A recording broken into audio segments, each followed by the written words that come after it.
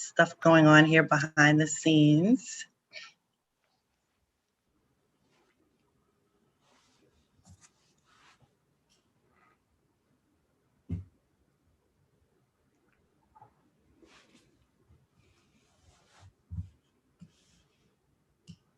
Okay.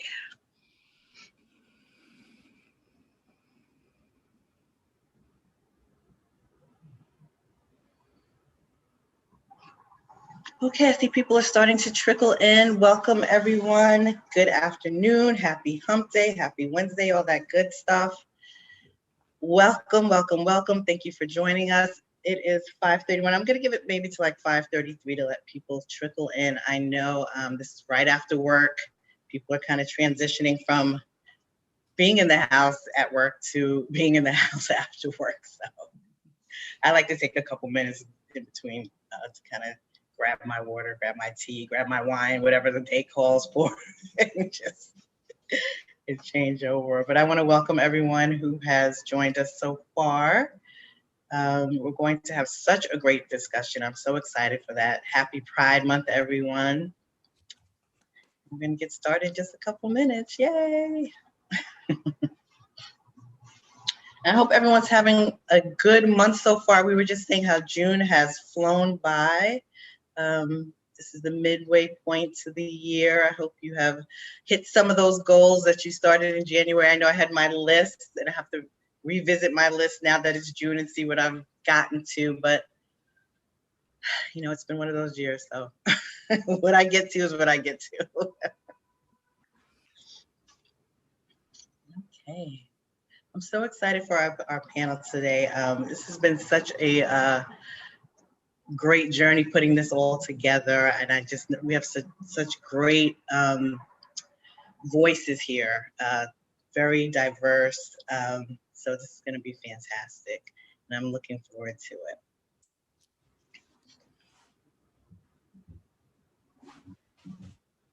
All right, so I guess we will get started quickly. I'm just going to introduce myself for those who don't know me. My name is Radia Barnes. I'm the president of the New York chapter of the National Association for Multi-Ethnicity Communications.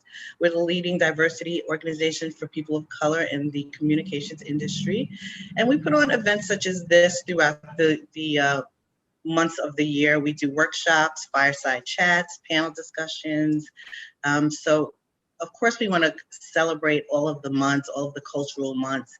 We want everyone to feel uplifted and heard, and we want to give you varying opinions on different subjects. So we have a fantastic, when I say we have a fantastic panel today for you, it's going to be great. If you have any questions, we're going to do Q&A at the end, towards the end of the event. So you feel free to drop your questions in the chat. I'll be looking at the questions and throwing them out to Anise, who is our moderator. And if you need to reach NAMIC New York, I'll also put that information in the chat. And let's get started. I'm so excited. I'm going to turn it over to Anise. She's our moderator. She's going to introduce herself, and then we will start the discussion. Thank you, everyone, for joining us. Thank you, Radia, for that introduction. Welcome, everyone, to Storytelling, Pride, and Progress, Fostering Change and Creating Consciousness. I'm your moderator this evening, Anise Davis, she, her pronouns, and I'm a multimedia producer and content creator. And to find out more about my work, you can connect with me on LinkedIn or on Twitter at Anise Davis1. And I'm going to begin with Amara. Could you introduce yourself? Yeah, hi, everyone. I'm Amara Cash. I'm a writer, director, editor. She, her pronouns are fine with me.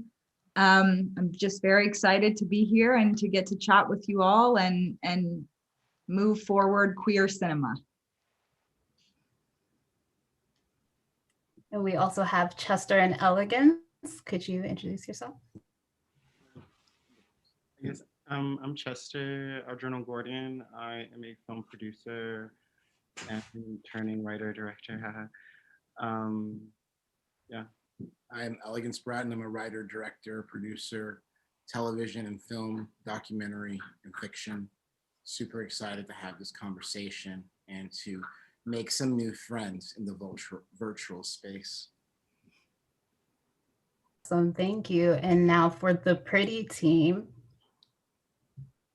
I will kick us off. I am Terrence Day. I am the writer and director of Pritty the Animation. I am 1/4 of a really awesome PLC team. I'm excited for you to meet our other two producers who were able to join us, but I also wanted to highlight one of our EPs who was unable to attend. His name is Keith F. Miller Jr.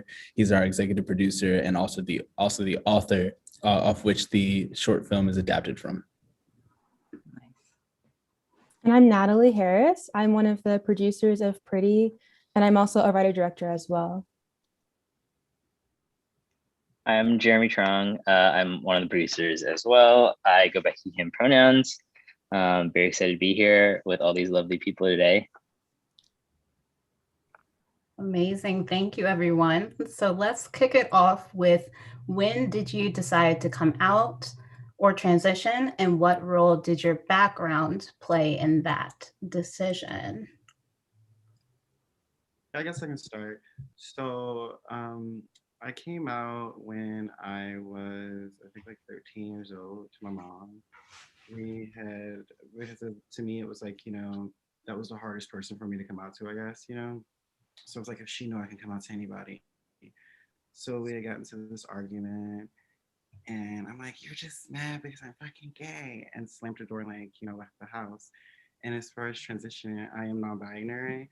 And I think that, literally everybody transitions every day. Like, you never stop evolving, you never stop transitioning, I guess, I'll follow. I feel like I come out every day. It feels like, I'm always making the decision as to whether or not I need to disclose, or I've already kind of given myself away.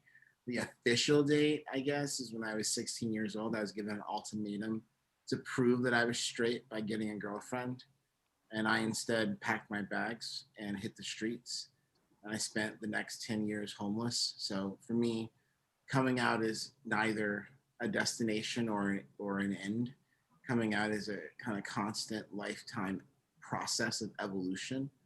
And and I want to give a big shout out to the people who a lot of us, for whatever reason, have to pick and choose when we come out in order for our lives to be safe. And I want to make sure that those people feel seen. Those people don't feel like some sort of pride busters, because coming out is a real personal process. But for me, coming out is constant. I'll hop off of that as well. I'll give a little bit about my background. I come from a long family of pastors, people who, kind of be considered conservative Christian. And so I was my dad is a pastor as well. So I was very sensitive to, my sexuality, my identity, and this notion of just sharing. I never looked at it as sort of, coming out. I think I echo what Chester and Elegance sort of shared, but for me, it was just trying to make sure that everybody else around me felt comfortable, and knowing that, my queerness was an agent that certainly complicated whatever space I was in. And for me, it was my sophomore year in college. So I was a bit older. I was maybe 18, 19, and I was coming back home from college for a break. And I just remember distinctively looking out the window, and the plane was on its way down. And I had no intentions or plans to come out or to share anything with my parents about my identity, but I just found myself bursting out crying on the plane and really couldn't explain it. And it wasn't until just some time meditating on it that I realized I was really robbing myself of the participation. And I was just looking down and looking out and feeling like, yet again, I was seeing so many people live their lives, and I didn't feel like I was living mine. So that's ultimately what forced me to confront and share more of me with my family. And I'm glad to feel accepted by them. And it's a constant ongoing conversation, like everybody said. I love that. I feel the same way, that it's a constant thing. I grew up in the culture I grew up in was very much white Christian supremacy permeate. I grew up in Florida. And I'm neurodivergent. So that was already like a thing for me, not being able to read, not being able to really fully express my thoughts into words. And then for me also, just growing up with the white Christian culture, I was being raised Jewish, and I was already being told I was going to go to hell from the time I was little by my parents' friends.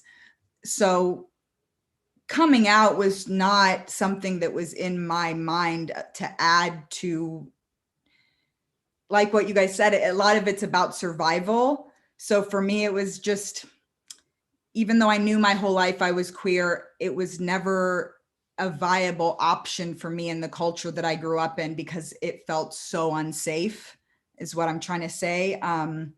It wasn't until I was an adult, had been living in West Hollywood for many years, that I was even able to start entertaining the thoughts and coming to terms with who I am. And then I'm very lucky that my mother was the first person I came out to, and she is an ally. So that was a huge privilege to get to have my mother be my ally. But yeah, the culture we grow up in can so much affect if we even feel safe to be ourselves. So I relate to that a lot. Same here. I definitely can also echo a lot of what everyone else has already said so far.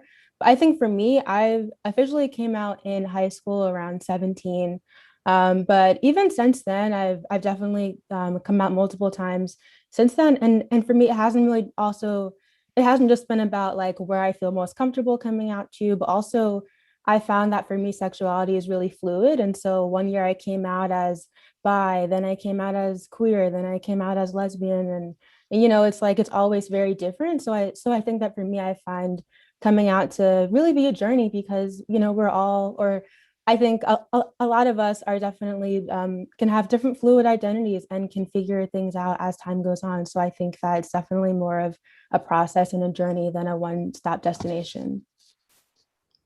Absolutely. Yeah, absolutely. It's definitely felt like a constant journey. And I think my coming out came in waves as well, in terms of just what I was comfortable with. You know, personally, I'd accepted it from a very young age, but the level of comfort at which I felt like I could express myself, I think varied so much across the different circles that I existed in. And, you know, I was from San Francisco, and I came here for school, to New York for school. And, you know, I was in the closet the entire time I was home. And I came to New York mostly because I wanted to have a new life, and I wanted to start with a fresh identity. So I felt like I kind of skipped a few steps because I didn't come out to anyone at home. But when I was here, I never denied it, and I never felt like I needed to come out to anyone. Everyone just knew me as gay, and that's what it was. And coming out to my parents really was like a moment where I felt like I had no other option, because they were coming to New York for the first time in like 4 years to see me graduate, and they were about to meet all my friends who knew I was queer and who had this, you know, version of myself that my parents and my friends back home had no idea about. So, you know, it was a difficult process, because my parents immigrated here. They come from very traditional Chinese Vietnamese backgrounds, and not to say that they weren't like necessarily accepting of it, but growing up, I think they were always taught that it's not something you speak about. So even to this day, I think I felt the acceptance from them, but at the same time, it's something that we oftentimes skirt around. So I think it's a constant process of like even being reintroduced to my family, and like the level of gay that I'm comfortable like presenting to people, and what, you know, what level of gay I feel comfortable presenting in any circle. But you know, it definitely is a very like individual journey, and I think oftentimes can be quite murky in that way, where it's like I've come out but not to everybody, or like, you know, whatever you feel is like the right path for you. Love that.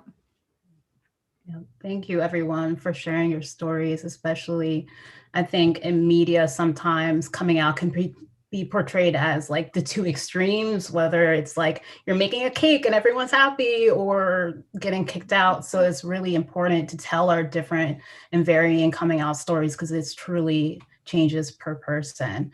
And on that, how is life different for the LGBT plus community since you came out the first time to present day, if at all? I'll take that, because I'm probably the oldest person here. For me, one of the biggest differences, well, there's three. Number one, gays can join the military and serve openly. I was in the military, I was in the Marine Corps for 5 years during Don't Ask, Don't Tell. So it was really tough to be in such a homoerotic environment and not be able to call it what it is. And then the other thing that happened is that, you know, queer folks can get married. That was a huge sea change. I remember when, you know, gay marriage passed and how like the stakes of all the hooking up I was doing suddenly changed, you know.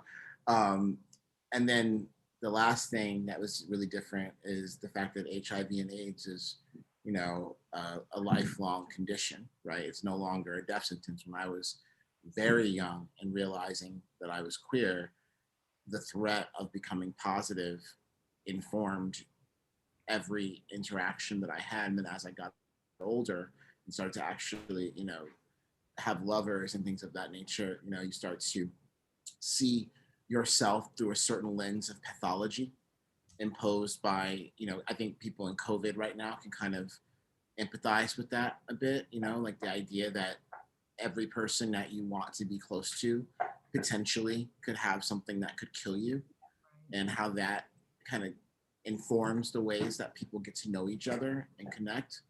So those are the three kind of big, you know, sea change moments that have occurred in my life since I came out.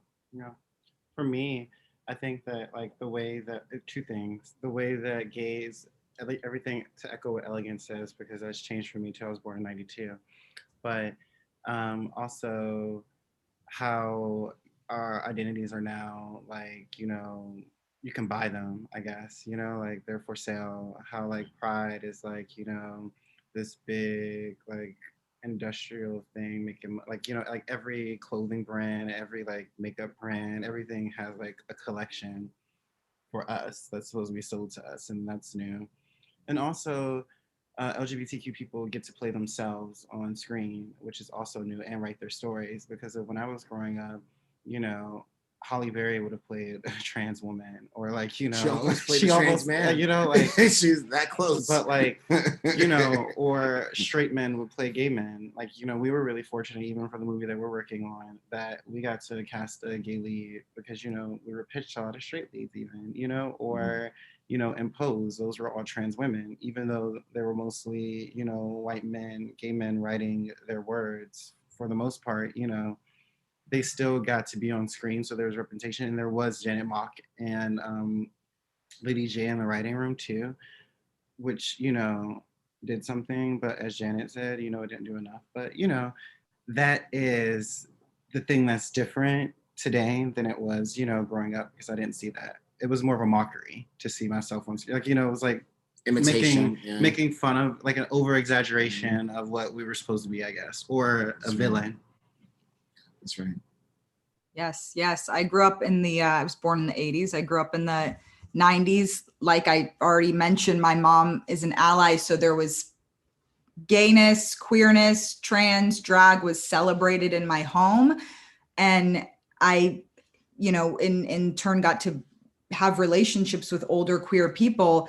And that was permeating through the community, was the AIDS epidemic. It was an epidemic at the time. I know now there's some time being put, you know, sorry, between now and back then, there's been decades that have gone by, but at the time it was just permeating the fear through the culture. There was just so much fear in the community of that, including some of my mother's friends who were positive. So I got to really learn about that. And now it seems like we're finally being celebrated. It seems like there's this new generation that is celebrating queerness and celebrating all of the different things we are, all of the fluidity and all the spectrum, which is just so beautiful to see. So that's been a great change to see, it being so black and white, for lack of a better term, back in the 80s and 90s. And now it seems like there's a full spectrum that's really getting to be celebrated. And that's wonderful. And obviously we have a lot more work to go, but seems like we're making some progress. I'll hop in. I was born in '95 and came up sort of in the 2000s. And I think for me, just seeing how the rules, specifically around masculinity, begin to bend and morph a lot. I went to Morehouse College, which is an all-Black boys' school. And I remember coming up, it was like, you know, if you wanted to get your ears pierced, it depended on which one. Because if you did one, it was like you were gay. If you did another, it was like, you know, the thing, or you couldn't wear pink, or you know, there was always all of these weird things that you had to be mindful of. And nowadays it's sort of like almost anything goes, in a really kind of fun way. Like you see people who are still confident in their masculinity, or, you know, or kind of embracing both, and sort of allowing the rules to really soften in a way that I think is so much more freeing. But obviously it comes with its own complications, as Chester mentioned, with sometimes the commodifying of that kind of expression. But I think that was, and specifically being at Morehouse and starting off in freshman, where, you know, the idea of what a Morehouse man was to be buttoned up and in a suit. And by my senior year, you know, it was crop tops and weaves. And I felt so much more comfortable on that campus as I was leaving out, you know, from 2013 to 2017. In that short amount of time, so much had changed.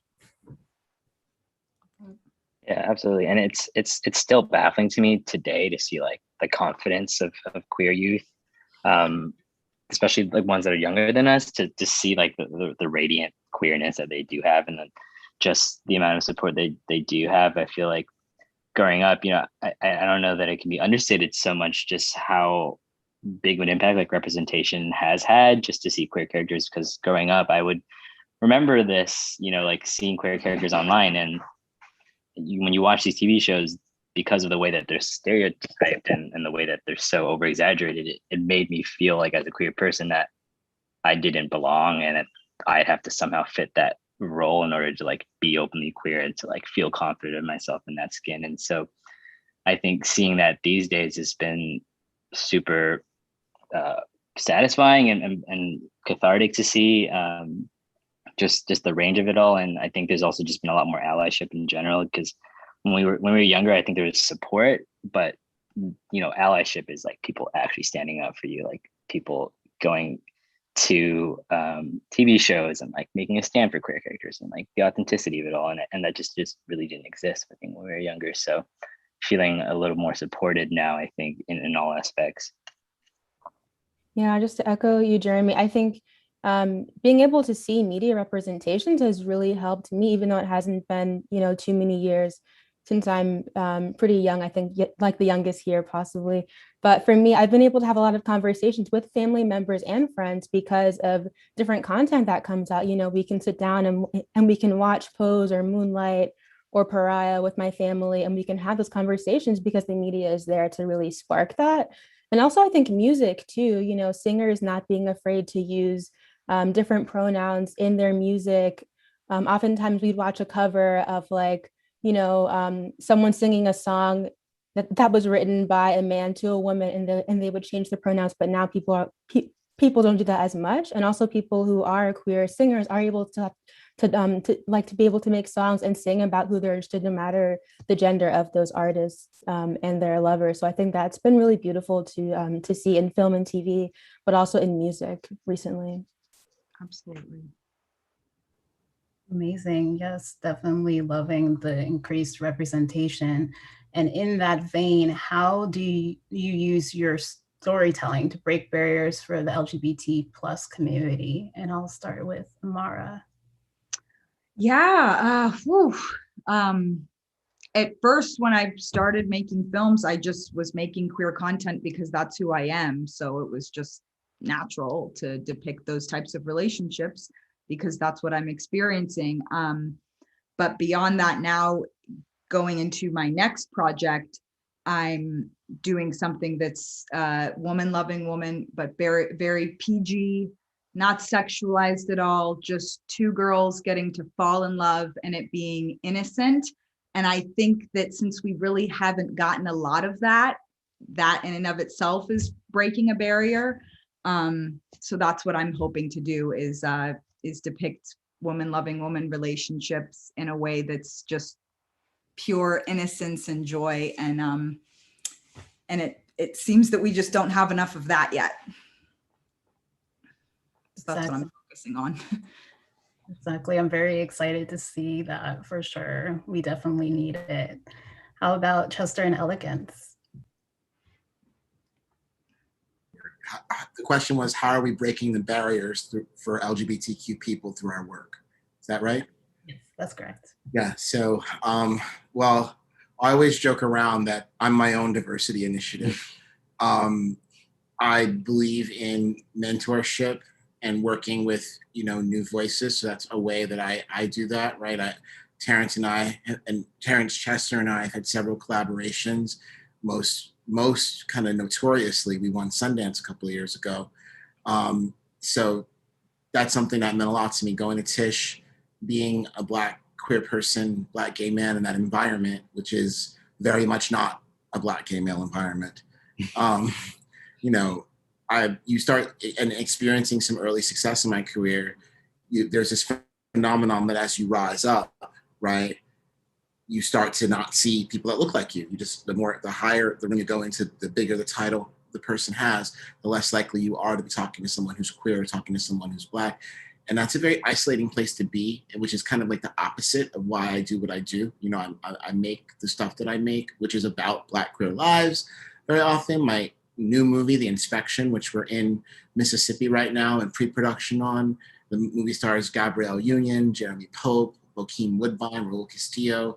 Black gay homeless boy joins the Marine Corps to change his life, but then has to conceal the fact that he's fallen in love with his drill instructor just 5 boot camp. This film is being made by A24. The last time they made a Black gay story of note was Moonlight, right? And here we are with a new type of Black gay man that they're even more interested in showing, right? So in the process of kind of pulling myself up and telling the stories that mean the most to me, I'm very conscious of how that can become isolating, and I lose the community I'm trying to form through that work. So I've been very intentional about, reaching out to the people who are like me and finding ways to collaborate and champion their voices so that there's more than just me in the room. Yeah.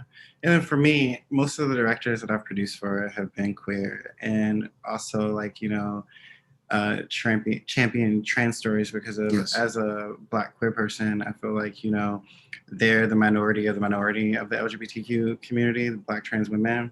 So, I guess giving them the platform and the opportunity when it comes to put them in stuff and work with them and collaborate with them. And, I'm helping 2 girlfriends, write their stories right now and do their scripts. So it's stuff like that. And also you can watch Peer Kids on POV, which is about Casper, Christo, and Deshawn on August 2nd on PBS. If you're in New York, it comes on at 10 p.m. But it's about 3 homeless LGBTQ kids that transition from being homeless to house on Christopher Street, and how they use the pier to navigate that, using it as a social network, basically. Nice. Yeah, I feel like in recent work, I used to really identify specifically with queer stories, and I wanted to support any queer stories that came through. But I think as of late, it's been quite important to me, A, to be super authentic about it as possible, and actually cast queer characters and put your foot down when people tell you otherwise. And B, I think focusing on stories that focus on the happiness that exists within the queer community and the celebration of being queer, rather than the things that normally plague us and the things that revolve around coming out or having difficult parents. And while those are interesting and difficult stories to tell, I think it is largely the majority of what people consider to be queer content these days. And I think oftentimes there's been a connotation, especially with larger budget movies, that there's just always this whole incident that hinges on someone being gay, and we just want to show that queer people are much more than just the struggles that come with being queer, and how much life that can be had being a gay and happy queer person. Definitely. Since we've discussed sort of what's not happening, we're lacking positive stories and just breaking the mold, are there any TV shows, films, any sort of media that's a good example or something that inspires you? I'll just I'll step in real quick. for me, specifically looking for media and content, I think was something, an area of struggle for me. I think, Natalie and a few other people touched on, how important representation in media specifically is to just your identity formation in general. And even as I got older, trying to figure out, okay, cool, I know that I'm queer, but now what kind of, person do I want to be? And what does that look like? And what does it mean to sort of imagine my future, right? With another man, with a family? How many times do we think about, do we get to see families, queer families depicted on TV, specifically of color?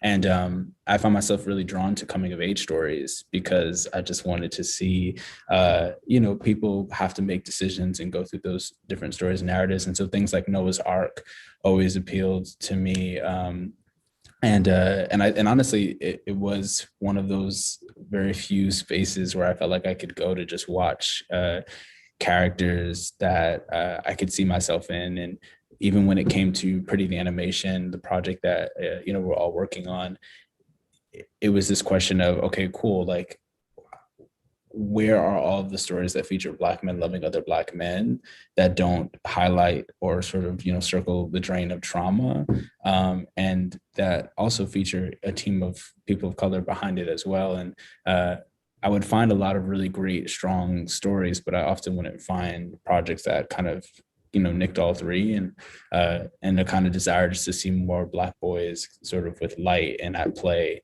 is something that really ultimately inspired this kind of journey. So I'm going to make the work that I want to see myself. Like the content that I'm not seeing, I'll just make it myself. So unfortunately, I feel like I don't have as many things to kind of list off.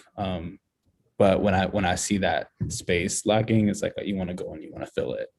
Mm-hmm. I just want to add to that. Patrick and Polk, Noah's Ark, Skinny, all that. Oh my God, I love Patrick, and even Pussy Valley with his queer character, Uncle Clifford. But growing up, like I said, there were so many caricatures of gay people that a lot of like I didn't even listen to white music or like what they call white music, like pop or country or any of that stuff. I only listened to R&B and rap until I was like 18 because of like literally I went to an all Black school. I went to like all my family's Black, all of their friends were Black. My mother didn't really have white friends. We didn't have white friends. And like the white people that lived in our neighborhoods were pretty Black too, because they were around all Black people or Latino.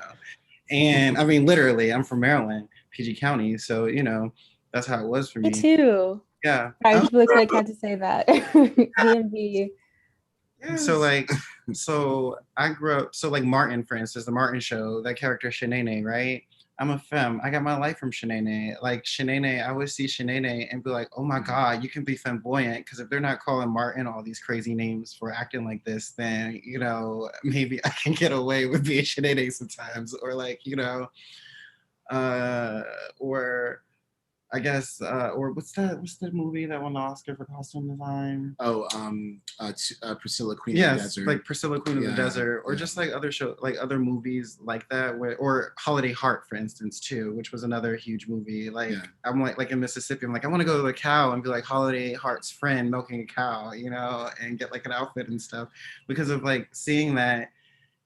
And seeing Holiday in a queer relationship with a man who they bought a house with and he was stable and helping this other family and all that stuff, it did a lot because it showed that, we don't have to be, or there's not only one type of queer person that you see that, is the struggling gay man or whatever. And also another thing is learning later about all the queer people who were in the background of things, like, the guy who was behind the civil rights movement, Martin Luther King, Bayard Rustin, or, learning all of that and like, wow, we were there the entire time. And I mean, I sort of knew that or assumed that because, nothing's new under the sun, but, not learning that in school is a kind of invalidating, and learning it later, I guess, validated me more, but, Yeah, and I think for me, it's like I don't know. I'm drawn to it all. I think most of life is trauma. Even people that seem like they experience nothing but joy and lightness, a lot of that airiness about them probably more than likely is coming from some sort of space. Like I think the most traumatic thing about being a human being is the fact that your life is so short, yet so meaningful, and you're gonna run out of time and you're not gonna be able to do it all. And we all kind of are dealing with that dilemma. When it comes to the things that I've watched, you know, I just want to shout out the importance of documentary for me in understanding who I am as a queer person and as a queer person of color. Like I love The Queen, 1968, the film about, you know, the drag pageant system, and in the film where you meet Crystal LaBeija, mother of Peppa LaBeija, who you will see in Paris is Burning. I love a movie called Mirror Mirror about Consuela Cosmetic, one of the icon femme queens of the downtown New York nightlife queer Black scene, right? And it follows her in the last 8 months of her life as she's dying from AIDS. But what's so incredible about this film is that, you know, the way that she resorts to glamour as a part of her regimen of medicine, right? Glamour, beauty, fantasy is a part of her medicine. And I think that is just so remarkably revolutionary. But, you know, when it all comes down to it, I think one of the things similar to Terrence that motivates me to do this is the fact that I grew up not seeing stories directed at me and my family. Like I didn't see queer stories that featured working class people of color very often, working class Black people almost never. And as a result, here I am at 16 being kicked out of my house for being gay. 1 out of 2 Black gay men today are projected to be HIV positive in their lifetime. And Black queer boys are 7 to 8 times more likely to kill themselves before they even reach adult age, right? I think that the gay rights movement kind of like putting us off to the side is a part of what makes this our new lived reality. So, you know, I'm inspired by what I'm making. I'm inspired by what Terrence is making and you know, and Amara is making, and so many other people, because I think, you know, there's a real kind of activism. Each time we tell our stories, we are not only are we filling a gap, but we are in resistance to the erasure of our humanity. Wow, so true. Yes, that is so important. And on the subject of activism, what work is left to be done for the LGBT plus community? Is there any anti-discrimination laws or movements that you would like to raise awareness of? Oh, please go ahead. I'll just say it was such a big win when same-sex marriage became legal. It feels to me that I feel that a lot of cis people, and especially a lot of cis white people, have kind of thought, our work's done, we can get married, who cares, you know? And it's just like, in terms of trans rights, we have so much work to do. And I just want to see cis people, especially cis people in our community, fighting for trans rights the way we fought for our own rights, especially people of color, especially trans Black women. We have to champion them, and until trans people have full rights, we're not there. So I think the ACLU is a great organization I support. I have some influencers I'll mention later who are great trans advocates. But I think that that's where my heart is, and that's where I'm focused on, is until our trans siblings have their full rights, I don't have mine. I agree with I can say that from a place of privilege, of course. Yeah, I agree with you. And I also think that we need to, like the homeless population, the homeless LGBTQ kids, we need to pay more attention to. And we also need to find more resources, you know, dig into our purses, especially the white LGBTQ people who, you know, were so radical about AIDS and so radical about getting married and all that stuff because of, you know, it wasn't enough. And also legalizing sex work for not just, you know, trans and gay people, but also for straight people, you know, like it affects them too. That's in lower income brackets. And, you know, if sex work was legalized, a lot of violence that happened, people would be accountable, you know, they would be held accountable for what they've done to these people. And I think, you know, just to piggyback quickly, you know, I think there's 2 million homeless youth in America. 60% of them are LGBTQ youth, and more than almost 70% of them are Black or Latino, right? So when we talk about gay marriage and we talk about HIV as a lifetime, chronic manageable illness, I don't ever want to seem as though, those benefits cannot benefit people of color. Of course they can, right? And often do. I'm married to this one right here, right? That being said, what movement do we have when 50 years after two homeless trans women of color, Sylvia Rivera and Marsha P. Johnson, right? When they started the Stonewall riots that gave us gay pride, that gave us the movement, that gave us gay marriage and gave us gays in the military, right? How does it look 50 years later that people who look and live most like Sylvia and Marsha are still in relatively the same economic and social position 50 years later? This has been a decades-long epidemic of queer youth homelessness has been going on in this country. And we have to look at this movement and say, what are we doing now? We got all the stuff that can benefit middle-class white people down. Now that you're able to comfortably be in the middle class, what are you doing with that economic mobility for the people who started this thing? Yes. There was just a really wonderful march in Brooklyn on Sunday for trans youth, and organized by the Brooklyn Liberation March. And they had one the prior year for Black trans women. And so I think that there are a lot of people and activists out there who are trying, to fight for their rights and for our lives. But I think that, it can't just be us as Black queer folks. It can't just be Black trans women. Everyone needs to be able to not only be an ally, but like an accomplice, and to really, like Chester said, go into your purse and give some money, and not only to the big organizations, but also to community funds, to individual people, not just the big organizations. I won't name any, but I think that we need to look into how we can do a lot of community wealth, and not just the big corporations when it comes to pride and donating and giving back. I often, just to what Natalie was saying, I often think about our role as content creators and just image makers. And sometimes the frustration of, we can't be the only ones. And this notion of, okay, it takes so much money to do what we do, right? It's both a luxury and a privilege.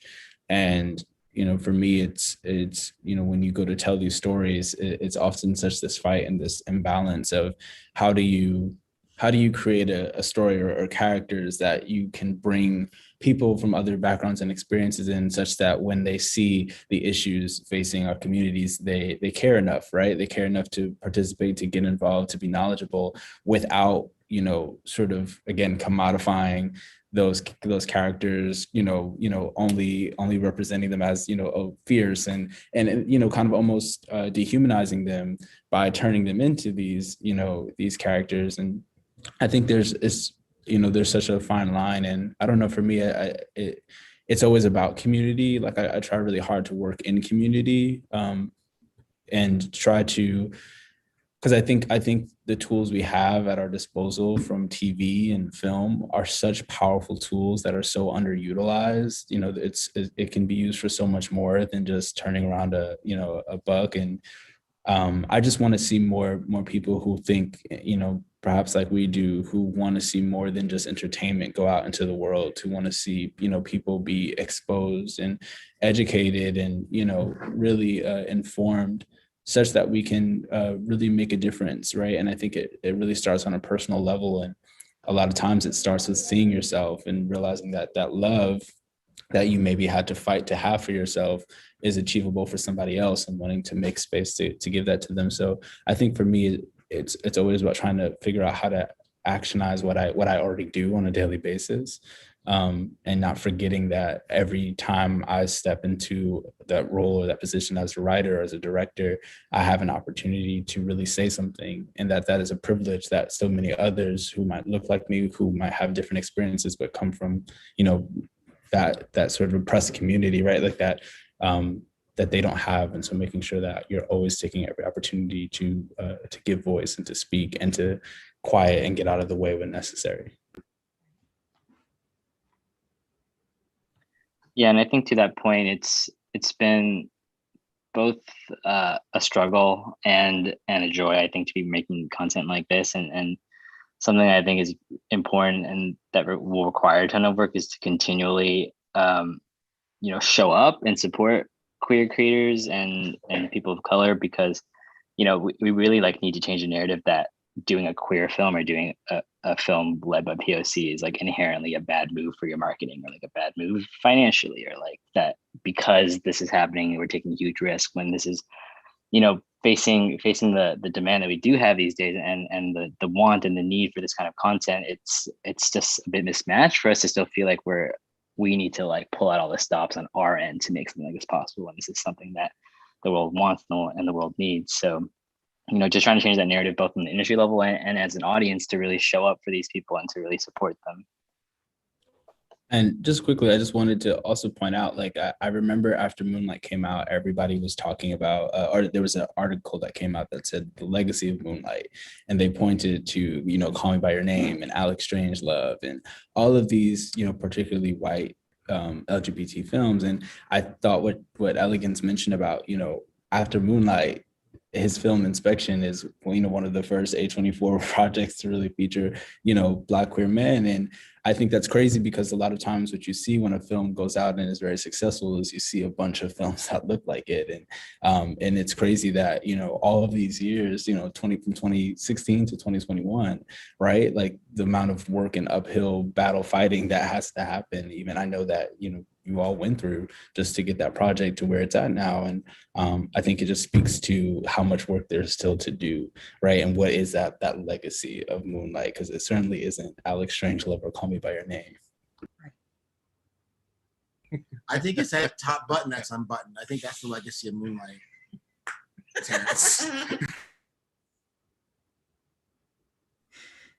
Yes, the work that you all are doing is absolutely amazing. And we've kind of touched on mental health a little bit. So what are some ways that you can take care of yourself and focus on self-care while doing the work? I'm trying to figure it out. I got a therapist, what I'm saying? I got my little green herbal medication, you know what I mean? I pray, I stretch, I do yoga, I drink water, I'm trying it all. To be honest with you, I think it really is your perspective. I'm learning, That's absolutely right. Through every project I've done, through everything, I try to learn from each thing. And what I'm learning is no situation is actually stressful. It's not actually, anything. It's only as stressful as you make it. You know what I'm saying? What we're doing is literally making a movie, and you can take your time. You don't have to rush. No matter what anybody tells you, it's going to be turned in, right? It has to be edited and then turned in. So it's your mental health should be to take your time and to know that what you're doing is necessary, and it'll happen when it needs to happen. There's no rush for anything to happen. For so long, I thought, everything, you have to do it now. You have to, do this, do that. And it's really not like that. It's really just it's as nonchalant as walking down the street. For you. I'm a little different, But I think everything Chester's saying is absolutely right. I know for myself, it's very impossible for me to do that, because being a writer, director, there's a certain kind of critical urgency around what it is that I have to say. But if I feel if I don't show up in the room with that, then it becomes very hard to get the kind of support and enthusiastic support that I need to cut through the noise, because I'm making a project about, most of these people in Hollywood, they view the world as a pie graph of population, right? So if you're kind of to piggyback on what Jeremy was saying, if you're doing something that's, Black, gay, right? That means this little slice on the pie to most people's minds, right? So there's a certain level of urgency I have to bring to the place to just shake you out of it. It's like a protest every time I take a meeting. Instead of screaming slogans, I'm trying to get into this guy's heart, or this woman's heart, to understand that what I'm saying, that they have a role to inspire them to be a visionary, which is exhausting, So, so when it comes down to it, what I always say for my mental health, I remind myself every day that I am loved. I'm worthy of love. It's okay not to be able to, sometimes things get overwhelming and you get frustrated and you want to cry, you want to yell, you want to curse, right? As long as you're not hurting another person, it's okay to let those feelings out. You do not have to be like the Morgan Freeman model of this, right? Where you're in a constant role of just pious education to those who should know better. And I just try to, and I also remember that when I watch a movie that has someone like me in it and I fall in love with that character, I try to use it as an excuse to fall back in love with myself, with my whole self, with everything that I've been through to get to that place, and say, okay, look, if that person on there is making me feel this and they remind me of me, maybe there's something in me that I need to love more too. And I really don't know.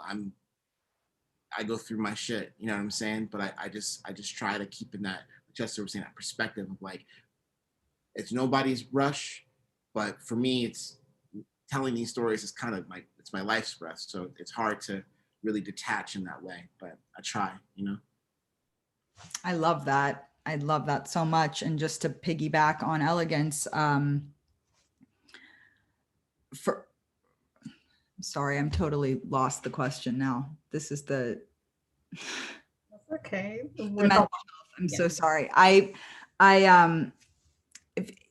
As a person, as a person that couldn't really read as a child, I grew up with very low self-esteem, always thinking I was stupid, never thinking I was enough. And I went through, you know, as we all have, depression, and after my first feature came out, you know, they say if you believe the good stuff, you have to believe the bad stuff. So I did the whole thing of reading the reviews and being really happy if it was good and letting myself spiral if it was bad. And I went into a couple years of just really deep depression and unfortunately a lot of suicidal ideation. And I'm only saying all that to say, last year I started talking to myself in a positive way. That was the biggest change that I made for my mental health of my whole life of going in shame spirals and telling myself everything I did wrong and what I could have done better. Last year, any relationship that I had that wasn't making me feel good, I ended that relationship. And I really started to tell myself, I love you for the first time. I know it sounds corny, but that's what helped me, of just being like, you're okay. I love you. I accept you. And that was the first time that I ever did that. And that has helped me so much in this year. If this panel was even just 1 year ago, I will get off and shame spiral about everything I said stupid and what I could have done better. And I made the choice of like, you showed up, you tried, you did your best. I love you. And that has helped me so much with my mental health. Just to put it out there for anybody listening who's struggling with that, just the positive self-talk can really change things around, and it's hard to implement, but it does help. I really, really love that in response to that. I think for me, that coming from a faith-based family, that comes in the form of just, for me, prayer and remembering, okay, cool, God, your love for me sort of, it tops what everybody else says and even what I say. And I think for me, it's always just about this constant, like, defining what success is for myself. I very distinctly remember there was a big celebrity suicide of somebody who, was sort of like a millionaire. I think they were a culinary or chef, but I just remember reading that and being kind of like, whoa, this is somebody who seems like they are where I want to be, right? This is somebody who seems like they have everything I might hope to have for myself. And having to realize that, like, wow, if there was something when they got to that place that they were not happy with, and I find myself here lacking what I think I need to be happy and grateful, I have it and I am happy, then I have more than they do, right? Or I'm actually so much more richer, so much more wealthier than I think I am presently. And so having to redefine what that success looked like and realize that I have so much more than I even think I have, so much more than I even need right now, and allowing that to just be enough, I think, and just being satisfied sometimes by 5 people gathered around in a room to watch my film, even if they're all my family members, you know what I mean? And realizing that I get to have this conversation with them as well. And letting that be important to me, right? And I found that I stopped caring so much about, what maybe the hundreds of other people who saw or didn't see the movie that I made or whatever it was, that actually that was okay. And I found that to be very helpful for me just as I continue to go on. And I think it goes really back to what Chester was saying about perspective. Yeah, yes.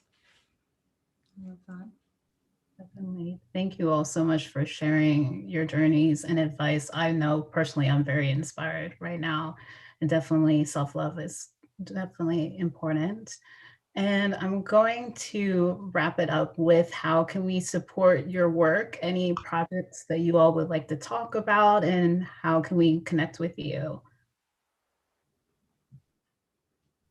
Natalie, do you mind shouting out where people can follow Pritty and sharing a little bit about maybe the story? And Yeah, so I've been doing a lot of social media for Pritty. You can follow us at Pritty Not Pretty on Instagram and Twitter. It's Pritty with an I, not Pretty with an E. We can put it in the chat as well. And so we also we had a really big Kickstarter that actually raised $100,000. And so right now we're trying to raise the remainder of the funds to be able to complete the full 20-minute animation film. But in addition to Pritty, I'm also working on some other projects. I'm working on a TV show called Mercury Afrograde that follows a Black African family, first generation in Atlanta. And I'm also working on turning my short film that I wrote and directed called Pure into a feature film. Something that I think really changes and grows in the industry is like seeing more Black queer women and trans women represented. I think that oftentimes when we see content that's Black and queer, it's about men, which is important, but I want to see more. So I'm really hoping that that we're all here able to change that. And you can follow some of my work on Instagram at Natalie Arising. I love that. Oh no, go ahead. You go first. I'm Amara Cash, that's me, but the other people who I think everyone should follow who's out there listening is Janaya the Future on Instagram. They do incredible Sunday services. They are incredible. Please follow them and listen to them. And Alok V Menon, they're also on Instagram and they are doing incredible work. Please follow those people. Thank you. That's all I have for myself. You can watch Pure Kids again on August 2nd on POV if you're in New York at 10 p.m. And if you're not in New York, contact your local station and ask them to play it at a time that's convenient to you. Yeah, but you can also follow Pure Kids on Instagram, Facebook, and Twitter, and you can find Elegance NY through Pure Kids, and we're working on like a ton of stuff that you'll hear about soon. Awesome. Awesome. Thank you everyone for a wonderful discussion. Radia, would you like to jump back in? Yes, I was going to say we actually had a question about Peer Kids. Someone wanted to know what inspired you to write that.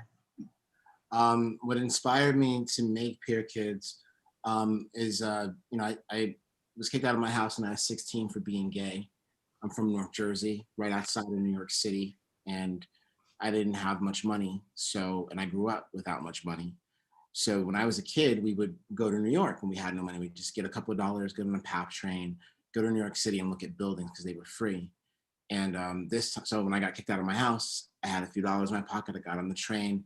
And when I was at the train station, I saw some Black gay men just being really, really, really gay out loud outside in the sunlight. And they seemed so happy. And I didn't even know you could be that gay in public. Be that happy and too. be that happy. So I followed them and they led me to the Pier. And the Pier is, it is the birthplace of the contemporary gay rights movement, at least the East Coast wing of it, New York City, Stonewall Rebellion.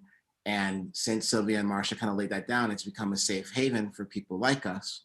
So I fit right in. Fast forward 15 years, I'm a student at Columbia University. I'm ending my first semester, which is like a really big it's like a parade almost. Like these kids, they're very privileged. They have grandparents and parents and aunties and uncles and pets and cousins and stuffed animals. It was a big thing. and for them to go back home. And that wasn't happening for me. So I had to ask myself, where is home? Where is that place? And then one day I kind of looked up and I was on the pier and I looked around and I saw all these people who, like me, had been kind of exiled from their biological family, and I found that sense of family in public. And I kind of had this idea in my head, that home is the place where one is most deeply understood. And I committed to just interviewing the people that I met in the pier, and I drew close to a handful because Crystal, my lead character, she challenged me in the middle of filming, and she was like, if you want to make a movie about me, then you have to be my friend, So, and that kind of gave me a framework for how to approach it aesthetically, to tell this story. So Pier Kids comes from a desire to kind of reconcile, the trauma of my childhood of being exiled for being gay by celebrating the community that forms in public spaces for Black queer people, and to celebrate that, to valorize that, to acknowledge the hero work that trans Black women do in taking care of kids like myself. No. And also support this organization who creates spaces like this for us to have conversations like this. That's right. Yeah. And support Pritty. I can't wait to see it. Yeah. It looks so good. I don't get some money, so I'm gonna be looking for my stuff. And also, you can also watch all of our work, all of our past work as well online. Yeah, we're on Criterion Channel with Walk For Me, and on YouTube with our television show, My House. And I'll get all that information from the panelists. I send out a thank you email to everyone who attended after. So I'm just gonna get all your information and I'll just send it out to everyone. Speaking of Pritty, for the creative team, someone wants to know how the experience was from shifting from live action to animation. Yes, it was. I'll speak to that. It was very difficult, but my favorite story is just, I was driving home and it was a light bulb. The pandemic kind of shifted so much for so many people, and we had sort of put the short film on the back burner, just sort of waiting to see what would happen. And the idea to animate the series came to me, but I had no idea what that would look like, what that would mean by way of new labor. We'd been working on the film for almost a year. So I was like, when I brought it to my team, I was quite nervous to see what people would say and how they would respond and react. And I was so really happy that they were all on board. And it just took us coming together and really believing that it could happen and not being afraid, not letting that fear get in our way. And we just literally started by trying to find people, other stories online that had done what we were trying to do, and reaching out to them and forming a little community of people who were able to reference us to the animation studio we would end up using, reference us to the equipment we would end up using. Thankfully, because we had started our live action production, we were able to keep a lot of our cast and to work with them for the first time over Zoom, in voiceover. They had never done it before. And working all of that together to get our 2.5 animatic done. And it just took so much, belief, but also budgeting, and because the budget balloons when you move to animation. And from the directing side, I actually found I loved being able to keep as much of the vision as possible intact, because, when you go onto a set or into a physical space, a lot of times you have to move so much around to adapt to that new geographic location, whereas in animation I was able to be super clear and super direct about what I saw and what the world was and where the pool is and where the light is coming from, and all these small minute details that ultimately lead into the emotional relationship we're trying to form between our audience and these characters. And even in the character design, making sure that they felt, they looked Black and looked like people of color. All of these elements, I think it was a lot of fun, and it was an exercise in care, I think, for me at least. And I know Natalie and Jeremy worked extremely, extremely hard to help that lift happen. And it really speaks to you being able to transition and your resiliency and coming up with a plan B, and you know what, you're going to make it happen, regardless. We're going to get this work out. So I really admire that. That's fantastic. That's how I pitched it to them. I said, we're people of color. Yeah, I said, we know how to adapt. Right. Okay, Yeah, we have a Terrence question. really made it.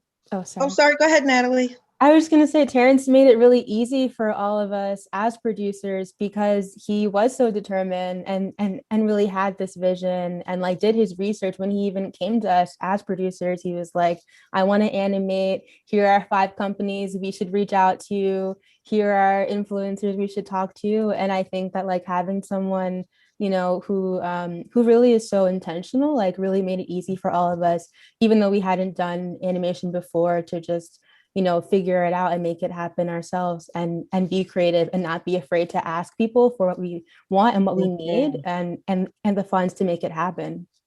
Right.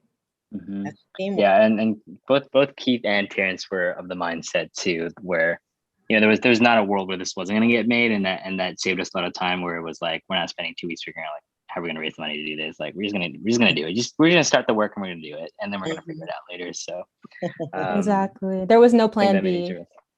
it yeah. I love that. Joshua had a question. He said, for those who produce and direct, how do you find these specific LGBT stories?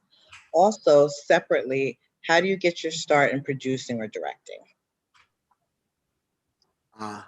Jeremy, you want to take it? You're a producer. Sure. Yeah, I feel like as producers too, especially for queer stories, I've been quite lucky in feeling that somehow queer creators find each other, and like almost all the scripts that I've been reading the past year have been queer, and I think a lot of it comes from seeing and wanting to work with like other queer filmmakers that that just inspire you. And I think there's been such a want and a desire in general in our community to want to like spread that love and to work with these people and people that really inspire us. So in terms of like a start to producing, I think it's one of those wild west kind of roles where like how you define being a producer varies so much based on what the project is. And at the end of the day, I really feel like it's whatever you need to do to make that story happen and to support a vision and something that you really believe in. It's your taste, it's your dedication, it's a lot of hard skills, but mostly it's dedication, right? It's like what are you willing to do to get something like that done? I think in terms of how do I find the stories come from very often my life experience. People that I've met, people that have inspired me are often what I write about. Other times I have things that I'm writing that have been, right now I'm turning a really popular book into a television series for a company, and that was a book and we got it that way. I have another thing I'm writing that's inspired by a news article that we optioned the rights to. So when it comes to like becoming a producer, I think that there's, as Jeremy said, there's many tracks to go, but one of the things that I've like, so everything Jeremy said is true. Do that, you'll be a producer, right? The other thing you can do is that if there is a book that you love, an article that inspires you, you can purchase the rights to that material and begin the process of finding the writer, finding the director in that way. But I think most importantly, what's worked for me is building community, because most of the people I work with are people that I've worked with before. And if I haven't worked with them before, they're through people that I've worked with before. It's a very kind of insular world. So start building your community of creatives and help them follow their vision, as Jeremy said. And it just starts to, one thing leads to another, and pretty soon you find yourself in a real place. Yeah, I'd also say if you feel safe to like be your authentic self, because I think that a lot of people, I know for me in particular, and all of us on Pritty, we all got together because we all wanted to make a story that was about queer POC. And so naturally, all of us are queer POC, so we all work together. And I think that people want you on their team if you have things in common and if you share a passion, and oftentimes also a life experience. And so basically, if you want to be able to produce LGBT content, I think that it definitely helps, for you to not be afraid to live your truth, because people will gravitate towards that, especially if they're also making LGBTQ films themselves. Most definitely. And I think we have our last question for Amara. You begin with acting and now you direct. produce and are the founder of Under the One Roof Productions. Did I say that right? Yeah, Under One Roof Productions. Yeah. What inspired you to now work behind the camera? What inspired you to make that transit? It started off, I got my first little used cheap camera just to shoot myself and to do my own scenes. But the moment I held the camera up to my eye, I felt so empowered that I could tell my stories and I could be the one controlling it. So it just naturally completely shifted for me. I was trying so hard to get work as an actor for so many years. But then the second I started editing and got my little camera, that's when I finally felt I could really fully express myself and have some type of authority in my life. And then just to touch on the other question of just how to start with the directing, I would like, just even if just a little short film you can shoot on and edit on your phone now. If for any aspiring content creators out there, if you have a little germ of an idea or your personal story or just something that you haven't seen that you want to watch, start off with a proof of concept on your phone. There's technology these days that you can get for relatively cheap and start your own projects. And that's what I did. I started very small by myself in my apartment, learning the lighting myself, learning the sound myself. And then in creating, you obviously learn what you're doing. And then by making queer content, more queer content came to me. So, and that's where I'm at now, but just go for it. Don't let any naysayers get you down. You can be the author of your own story. It's true. Thank you. I love that. Anise, did you have anything else? I'm sorry. I felt like I cut you off. You're good. You're good. Nothing more from me, but definitely this was a wonderful discussion. We have advice and inspiration and just like an incredible group of creatives here. So definitely great. Yes, thank you so much. I wish we could go on and on and on because these have been such great stories and information, advice, tidbits. This has been a fantastic discussion. I appreciate you all. Again, to the audience, thank you for hanging in there with us. I'm going to send out all this great information. I'm going to gather it all this evening from everyone, and I'll send it out tomorrow to you. I want to continue to support all of these creatives. I want to continue to promote and uplift and do whatever we can over here at NAMIC for these creatives. I think these stories are so important, and I think the storytellers are even more important. So thank you so much for sharing your creative spirits and your time with us. And is there any last words any of you would like to say? Just thank you. Thank you for having us and for starting these discussions. It's so necessary. Yes, thank you so much for the platform. Yeah, it was great to be here and be in such great company and really talk about stuff like this. I feel like we don't get a chance to very often. So yes, all of you are so amazing. So these are award-winning teams here. So this is great. And thank Chester as well. Chester wasn't scheduled to be on, but he was just so willing to just join us. I really appreciate that as well. So we got a little extra punch there. So thank you. Love seeing that. Come as a unit. Right. Yeah, I know. And if anyone, whenever you're in New York, we're open now. Come, contact me. We can grab a cocktail, grab some tea, and meet in person because I'm tired of the virtual meetings. Tell me about it. Love y'all. Have a great one. Thank you. Have a great night. Thanks, y'all. Happy Pride. Woo. Happy Pride. Happy Pride. Cool.